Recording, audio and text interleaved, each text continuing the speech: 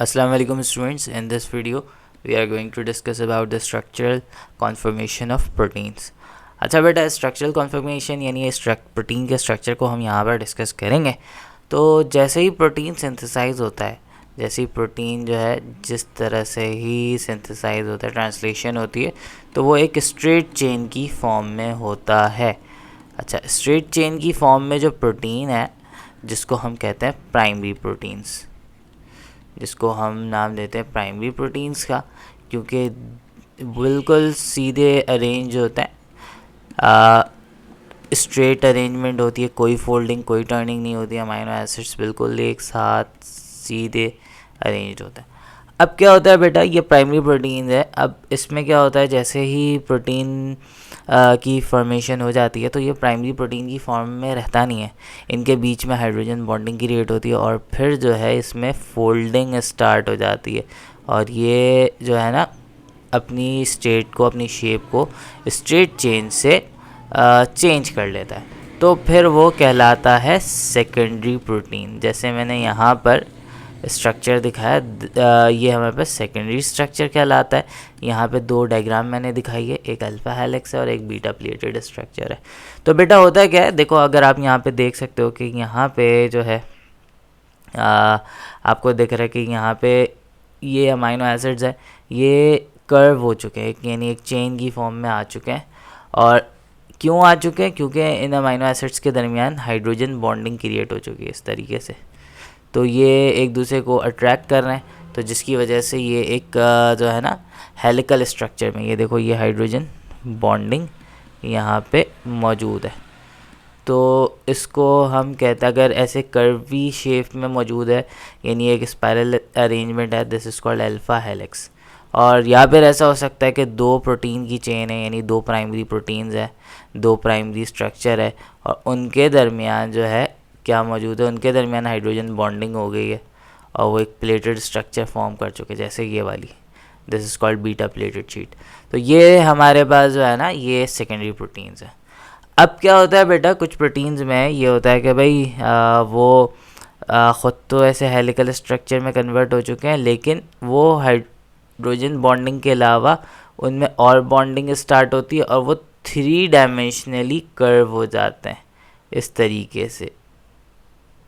तरीके से वो कर्व हो जाते हैं, 3D फोल्डिंग्स उसके अंदर हो जाती है। ये 3D फोल्डिंग क्यों हो रही है बेटा, देखो हेलिकल स्ट्रक्चर क्यों बना था, हाइड्रोजन बॉन्डिंग की वजह से। और इसमें 3D फोल्डिंग इसलिए हो जाती है क्योंकि फोर्स ऑफ अट्रैक्शन मज़ीद बनता है और आयनिक बॉन्ड भी बनना शुरू हो जाता है और डाइसल्फाइड ब्रिज भी बनना शुरू हो जाती है।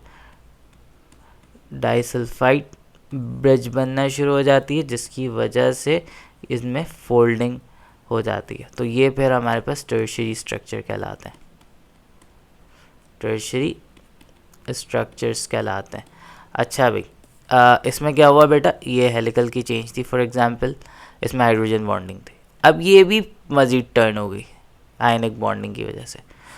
तो टर्शियरी स्ट्रक्चर में हमारे पास हाइड्रोजन बॉन्डिंग भी है, आयनिक बॉन्डिंग भी है, डाइसल्फाइड बॉन्डिंग भी है।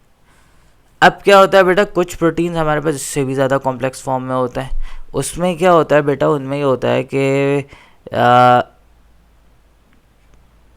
ये तो टर्शियरी स्ट्रक्चर है, उस पर मज़ीद एक से ज़्यादा टर्शियरी स्ट्रक्चर जो है एक दूसरे के साथ जुड़ जाते हैं बाय हाइड्रोफोबिक इंट्रैक्शन।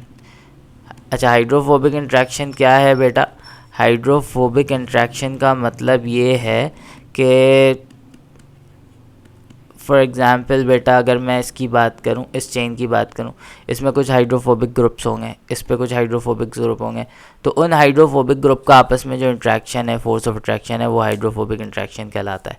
तो जिसकी वजह से ये दो टर्शियरी ग्रुप आपस में जुड़ जाते हैं, तो अब इसको हम क्वाटरनरी स्ट्रक्चर कहेंगे। तो दो किस्म के क्वाटरनरी स्ट्रक्चर्स होते हैं, एक होता है हमारे पास कि जिसमें दोनों जुड़ने वाले प्रोटीन्स जो है सेम हो, वो होमोजीनस कहलाते हैं, और एक ऐसे होता है कि जिसमें दोनों जुड़ने वाले स्ट्रक्चर सेम नहीं होते, फिर वो हेट्रोजीनस कहलाते हैं। अच्छा, एक एग्जांपल है हमारे पास हेमोग्लोबिन की, मैं पढ़ाऊँगा अभी हेमोग्लोबिन को भी आगे, नेक्स्ट वीडियोस के अंदर, कि जिस पे क्या होता है, आयरन जो है उसने जो है ना स्ट्रक्चर को होल्ड किया हुआ होता है। उसने क्या किया हुआ होता है, दो डिफरेंट टाइप्स के ग्लोबुलर स्ट्रक्चर को होल्ड किया हुआ होता है, जिसमें अल्फ़ा चेन होती है, बीटा चेन होती है। तो ये हेमोग्लोबिन जो है ना क्वाटर्नरी स्ट्रक्चर है, जिसमें मल्टीपल जो है टर्शरी स्ट्रक्चर एक दूसरे के साथ जॉइंट होते हैं।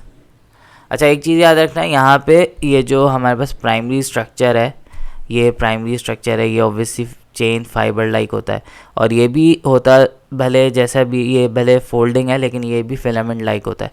तो ये हमारे पास फाइब्रस के अंदर आता है, फाइब्रस प्रोटीन के अंदर आता है, फाइबर लाइक स्ट्रक्चर होता है ना, धागे की तरह। और जब इसमें 3D फोल्डिंग हो जाती है, 3D फोल्डिंग हो जाती है, तो फिर ये ग्लोब्यूलर स्ट्रक्चर बना लेता है। तो हमारे पास जो है ये सेकेंडरी और प्राइमरी जो है ये फाइब्रस प्रोटीन के अंदर आएगा, और टर्शियरी और क्वाटर्नरी ग्लोब्यूलर स्ट्रक्चर होता है। ये ball like, globule like 3 dimensional structure होता है। एक चीज़ याद रखना, टर्शियरी प्रोटीन जो है ये सबसे ज़्यादा स्टेबल स्ट्रक्चर है। Tertiary protein is the most stable form of protein. तो होपफुली बेटा यहाँ तक की बात समझ में आ गई होगी। नेक्स्ट वीडियो में आगे के टॉपिक को डिस्कस करेंगे। Thank you so much. अल्लाह हाफ़िज़।